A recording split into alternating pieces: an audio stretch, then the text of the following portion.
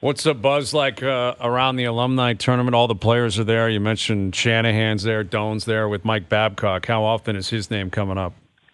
It's like the first thing everyone says, Hayes. Mm-hmm. It's crazy. And it's, some of the people that work with him for the Leafs, with the Leafs, they're a little bit more guarded in their commentary still, just because that's the nature of it. But everyone is met with an eye roll and a what the heck, and what is this guy doing, and what an idiot. Like that sort of commentary, and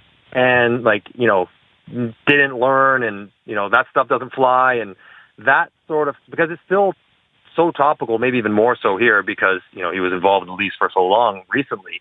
The whole hockey world is still kind of buzzing about it and almost in disbelief of that it went down this way, like that he went and however egregious the misstep was, he obviously misstepped in some capacity and he didn't clear it with HR or his boss or thought maybe I shouldn't do this. Like, it's just amazing that they ended up here. But the other part is that a lot of people have been mentioning, and I frankly agree, is two parts to the Columbus, so Babcock's going to disappear, or he's going to disappear, he's going to go back to Saskatchewan and whatever. But for the people still in Columbus, one, why did they make the decision they made to go with him when you knew something like this could happen? But maybe more importantly, when they so forcefully denied the allegation as being meritless, forcefully, immediately. And then what is it, 5 days later, you're firing the coach or whatever because of it? I think there's something to be unpacked there. Hang on, why didn't you just say we're investigating? Because obviously there is something there, and you've attacked the initial source of the Spit and Chicklets guys when they were, it seems, closer to right than your denial was accurate. Well, that's the interesting part of, a potential fallout that isn't going to happen right now. The owner of Columbus came out and said, Davidson's back, Kekalainen's back. Mm-hmm. And his explanation for why they're back was more, we don't want to distract the players even more than they've already been distracted, which I found somewhat of a kind of curious way of phrasing it. Not like I fully support the guys. It's that if I get rid of them too, then it's a complete gong show. Right. It would be right now, Hayes, to be honest with you. Deserve it or not, it would be a gong show to not have those people in place along with no head coach. Sure. And again, I don't know exactly what went into the vetting process, how the GM was involved, the president was involved, what their angling was when it came to either supporting Babcock or pushing Babcock out. I don't have access to that behind the scenes.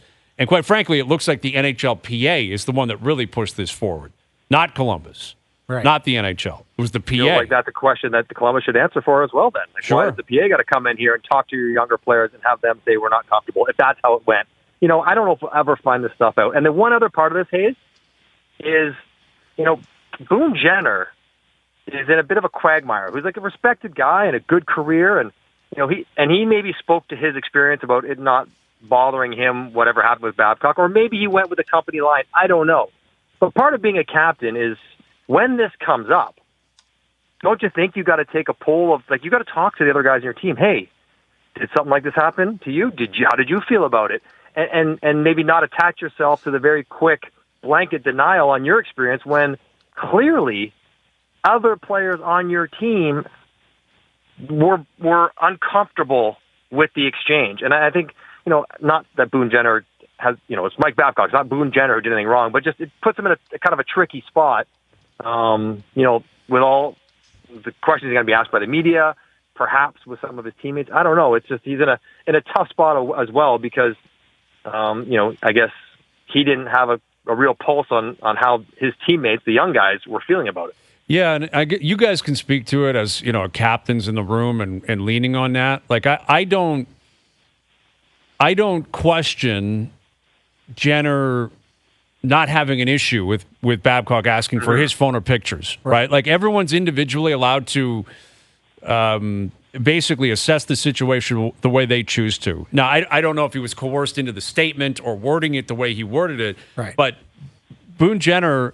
There's nothing wrong with Boone Jenner saying, I didn't have a problem with it. There's nothing wrong with that whatsoever. Right. But I'm curious, if you guys felt is it on Jenner to call all the players and get their answer? You think it is his job? It is. I think it is. Really? My whole thing, Johnny, is I'm glad that a full investigation was done, period. Because, we're seeing, and we were talking about today's world compared to 10 years ago, 20 years ago, and all of that. At least there has been some due diligence. Now, Columbus was pretty quick to dismiss. Again, we're not privy to all the details behind the scenes. The only thing, and I'm not defending Boone Jenner, you're right. You need to know your players. You need to have that relationship. Maybe you didn't have if it's somebody that he doesn't have a relationship with yet, that's a young player that's making the team, then maybe that's where the mistake was made or the communication was cut off. That's the only thing I can think of. But ultimately, you're the captain of the team.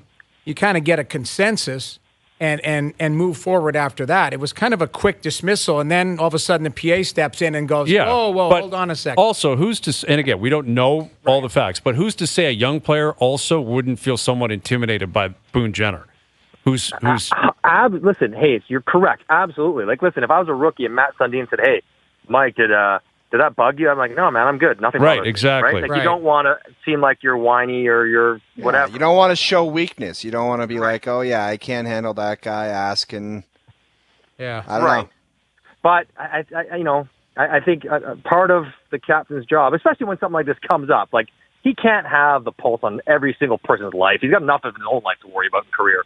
But when something like this comes up, ideally, you would be a good enough communicator to be able to sit down with someone you don't know and make them feel comfortable to try to get an honest reaction. And maybe he did, and they weren't able to give it, and that's fine. And he did everything he could.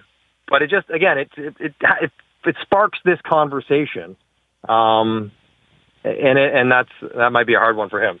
Yeah. I'm curious where this still goes.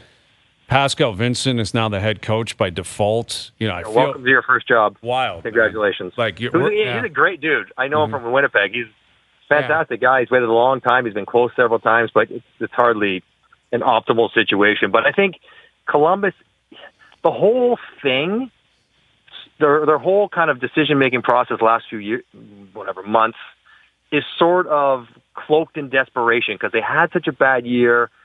And they know they got to turn it around, so they went out and got Babcock. Even though there obviously would have been question marks about whether that would be a right fit for him, but they want to be good so badly that they wanted Babcock for the results, regardless of everything else. This is why they defended him so quickly.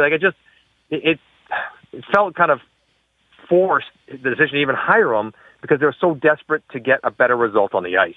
Yeah, that's the truth. They were blinded by the winning history of Mike Babcock behind the bench, and as a result, chose to be ignorant to everything else that comes with him. Yep. And, it's abundantly clear now, Mike Babcock was never changing, never thought he did anything wrong, never thought he had to. And I wouldn't be shocked at all if he's sitting there bitter thinking he's getting screwed over here. I would not be surprised at all. Well, he might, but he's got, even if the buyout is a quarter, so he signed a 2-year, $8 million, so even if they gave him $2 million to just resign and go away, $2 million to show up. That means we talked about it though, Johnny. What an ending for a guy that could have walked down any hockey community type of environment, and somebody said, "There's one of the greatest coaches ever," and instead it'll just be a walk of shame to some degree. Yeah, think about the Hall of Fame, maybe. There's no Hall of Fame. I'm not sure he's getting in now. No, I'm saying, but if none of this happened, he probably gets into the Hall of Fame. Absolutely. And I don't think he way. gets in there now. I don't think so. Well on his way.